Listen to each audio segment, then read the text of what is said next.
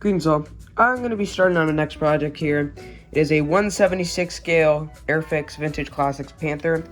I started on this a few months ago, but I ended up shelving it because, well, I was actually on a trip when I started on this, and I was thinking about building a little tiny diorama for this out of some florist foam that I have. So I'm going to be revisiting this, and we're going to be finishing it. As you can see, it's already started with some of the parts. I only painted 4 parts and glued on the holders for the wheels. And so what I'm going to be doing is getting started on this, and I'll build a tiny diorama for it. Let's get going. Alright, so first step is that I'm going to be going over to the airbrushing table, and I'm going to be repainting these parts since they're painted with a brush and make them look a little bit nicer. So I'm going to be using refractive green for that. Actually, I'm not really sure if I used US Java refractive green, but it does not matter. So refractive green with that, bring it over the airbrushing table. Let's get started.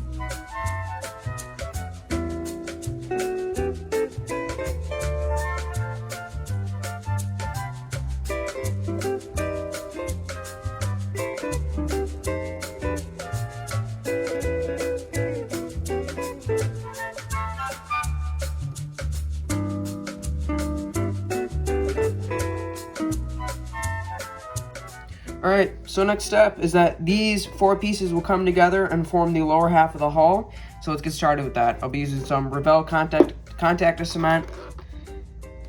Alright, let's get started.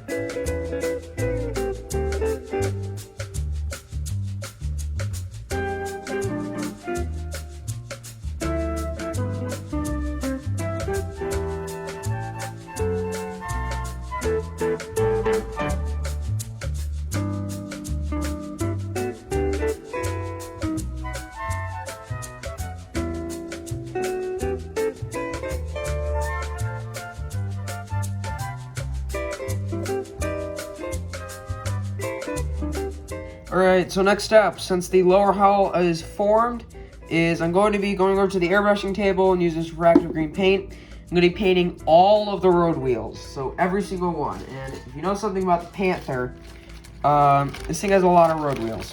So also when I'm at it, I'm going to be painting the upper half of the hull, which is 1 piece. So let's get started.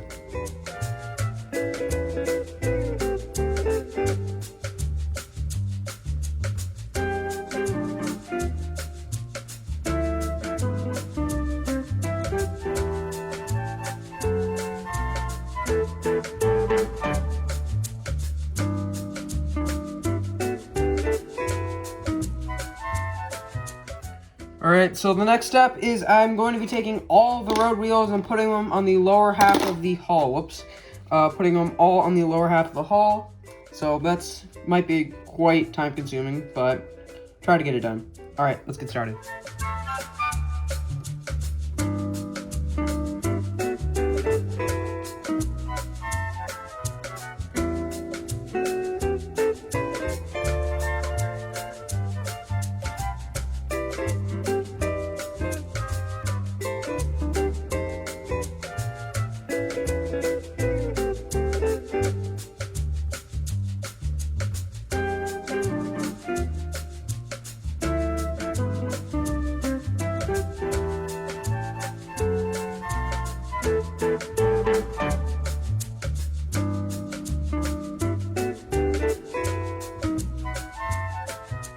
Alright, so now since the road wheels are on, I'm going to be hitting the, pretty much the entire lower half of the hull with another hit at the airbrush.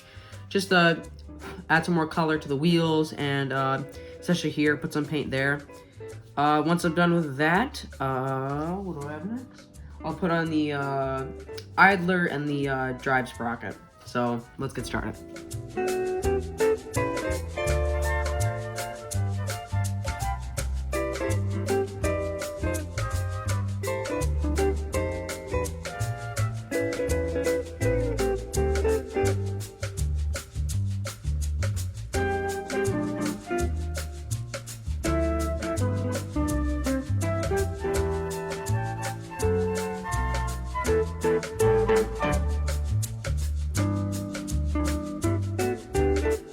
Alright, so next, since the suspension in the lower half of the hull is looking nice and good, I'm going to, the next step is actually putting on the idler, which goes in the back, and the sprocket in the front. But before I do that, I'm actually going to hit those up with another spray at the airbrush, just because I do not think the idler's painted at all. So, all right, let's get started.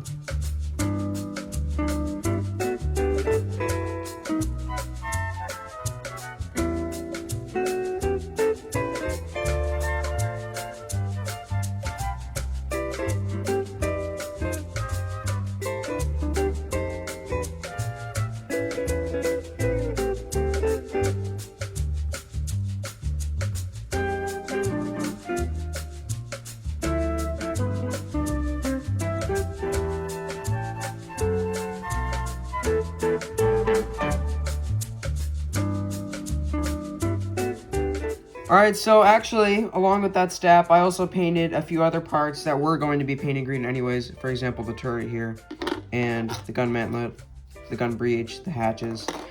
So for the next step is putting on the idlers and the sprockets. So I will snip out those parts, and I will glue those on right now. Alright, let's get started.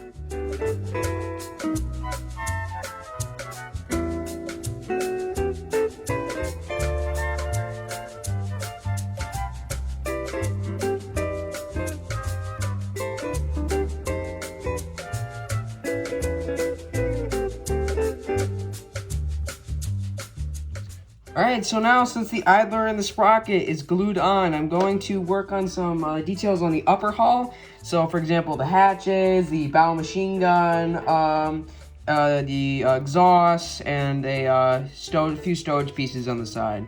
So let's get started.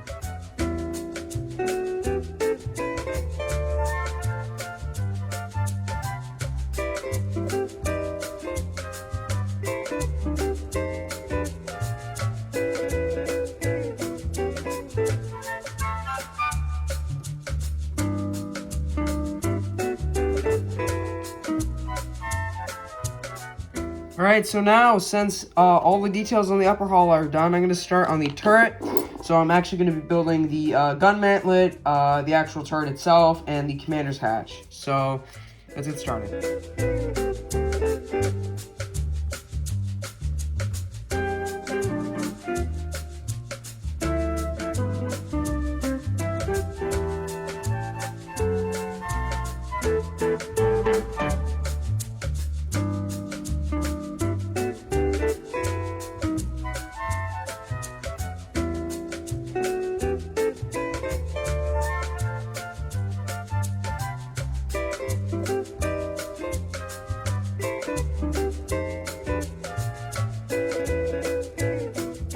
Alright, so the next step, now since the turret and the upper hull is done, I'm going to glue on the upper hull to the lower half of the hull and fill in any gaps. Since this is a old kit, the mold is from the 60s. If there's any gaps in here, I'll fill that with some either Mr. White putty from Mr. Hobby, or I will fill that with contour putty, one of the two. And then after that, I'll hit all the parts that have not been airbrushed yet on here. For example, up here, there's a few places down here. And once I'm done with that, I will work on the camouflage scheme, and that's going to be fun. So let's get started.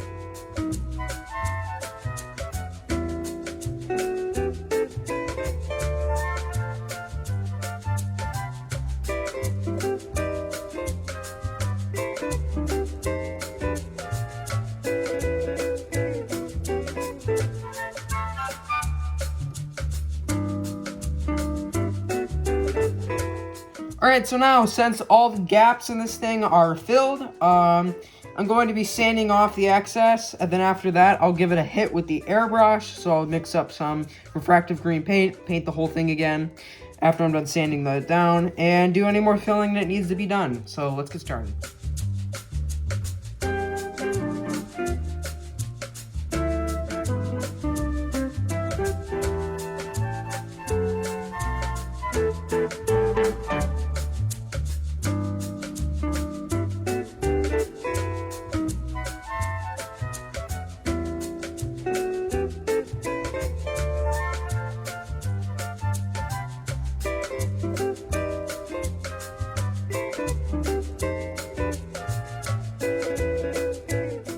Alright, so now since this thing is a nice new coat of paint, I'm going to put on the exhaust and use some flat black paint.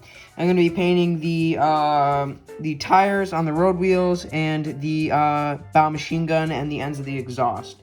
So let's get started with that.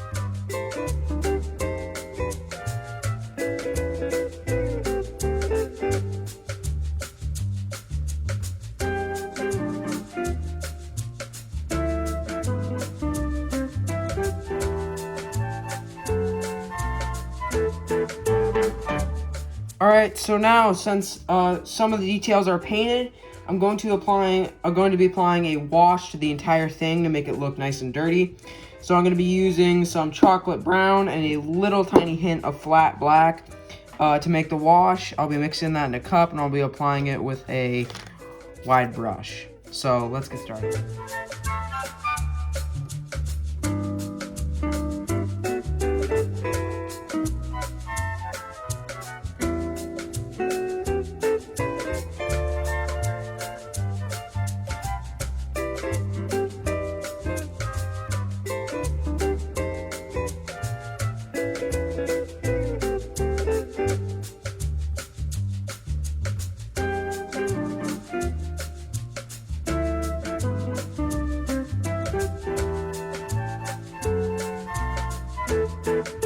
Alright, so now, since the wash is applied and this thing's looking nice and weathered, I am going to revamp some of the details with some flat black paint and a detail brush. So let's get started.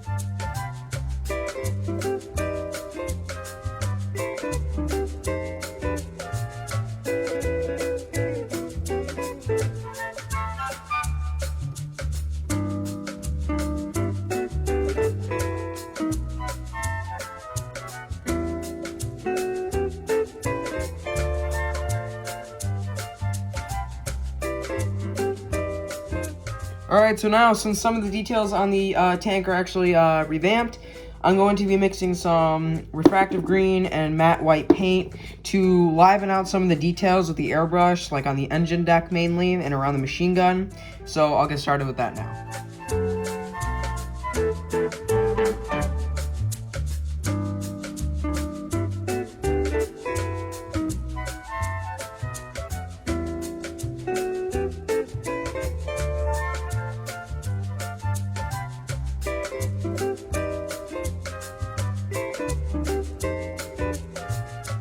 Alright, so now since some of the airbrush details are more pronounced, I'm going to be going in with some chocolate brown, if I can find it.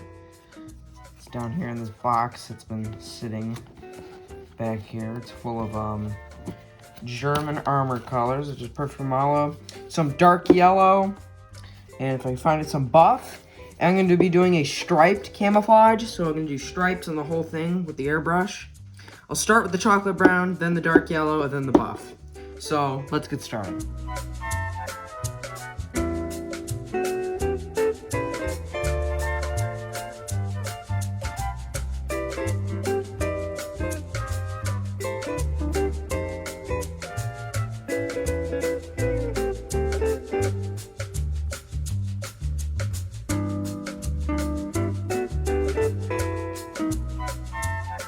Alright, so now, since this thing looks really good, actually much better than I expected, I'm going to be applying the decals, and it's a very tiny decal sheet, so I'm just going to dip the whole thing in some water.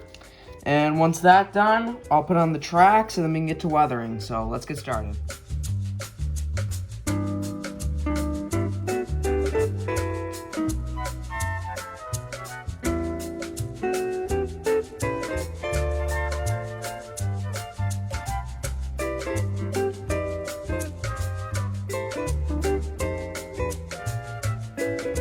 Alright, so now since the decals are on, and actually something I forgot to mention is that I use some watered down PVA glue to reduce the chances of the decals glossing and not looking very realistic.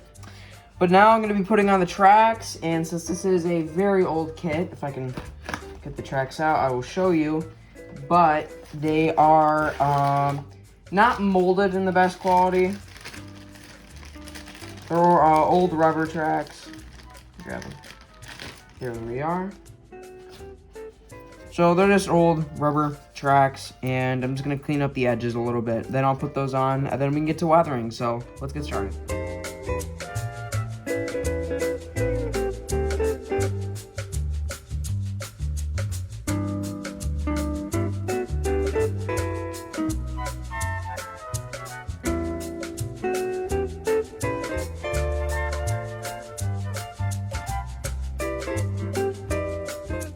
Alright, so now, since the tracks are on the tank and it's looking all nice, I'm going to mix up some fake mud. So I'm going to be using some dirt from the garden with some chocolate brown paint and some PVA glue to make some fake mud to put on the tracks and the road wheels.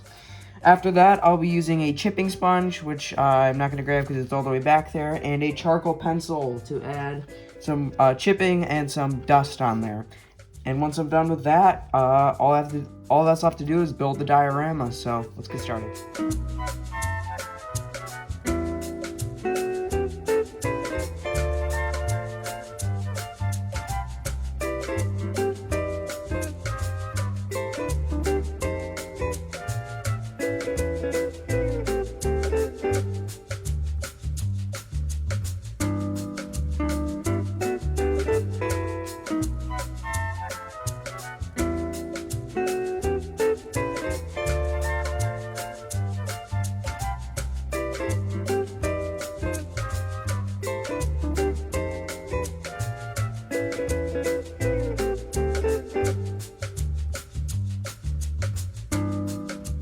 Alright, so now, since this thing looks great, I'm going to be starting on the diorama. So I'm going to be using a chunk of florals foam from the dollar store and some clay, which I'll grab back here.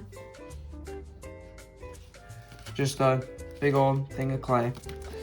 And what I'm going to do is I'm going to make the exact same mixture of dirt, PVA glue, and some chocolate brown paint. I'm going to shape the floral foam into like the, I guess, what would you call it? Basically in the way that I want it with my hobby blade. And then after that, I will apply the clay, and once that is dry, I will put on the mud wash, and I'm going to try to make it look like it's a very barren battlefield in either 1944 or 1945. Panther's gonna go up here like that, and it's gonna go on a wooden base after that. And while I'm at it, since I'm gonna be mixing up some of the mud, I am gonna be putting it a little bit more on the tracks around and the road wheels. And then once I'm done with that, this thing should be complete. So let's get started. So guys, my iPhone actually died, which is what I used to film. And I didn't even realize it until it was too late. So actually, I covered this entire thing with the clay. That's pretty much all I've done. So just want to let you know. All right, we'll continue with the mud wash.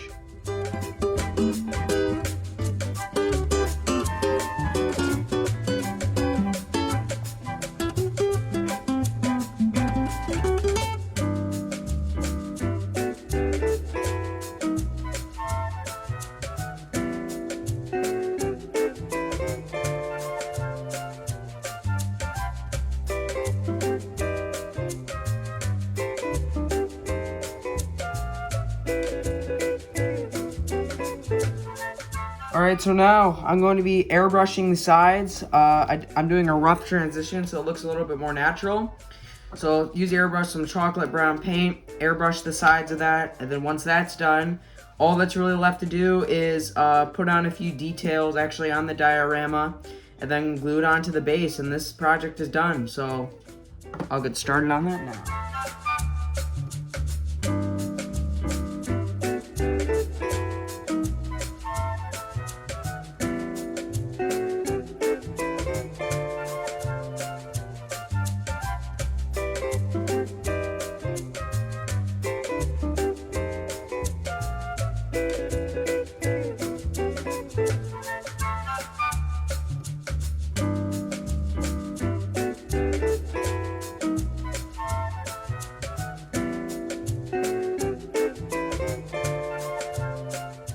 Alright, so now since the actual diorama is done, I'm going to be putting some details on the actual diorama itself. So I'll get rid of this. I have some few stuff in the baggies I'm gonna put on there.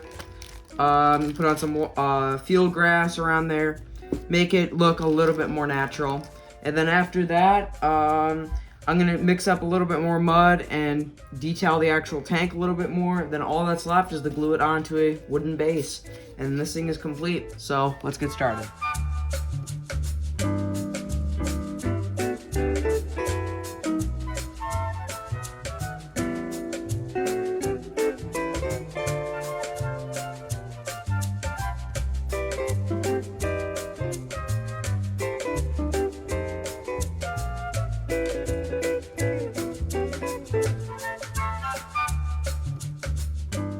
Alright, so now, since the diorama is completely done, all that's left is sanding down the base.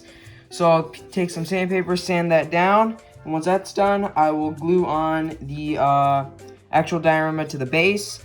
And then, right after that, I'll mix up some more of my mud mixture, and I'll put mud where I wanted it in the first place.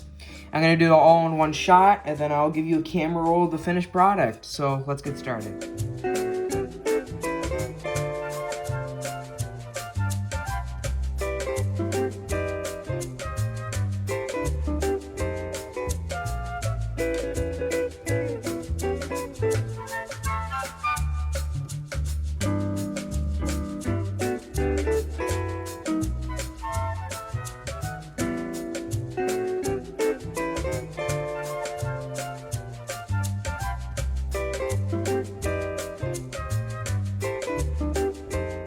Alright, so this thing is complete. I have to say, overall, I like the tank way better than the diorama. It's been a long time since I built the diorama, and I'm not really proud of it, so I actually took it off of the base, cleaned off the glue, and I'm gonna keep it for whatever I would need a small diorama like that for. But I actually put the tank itself on the plaque, and I can tell you, this thing looks great. Get better light, there we go. Mud turned out great. Shadows turned out great. Love the look of it. Very old kit. Very old mold, too.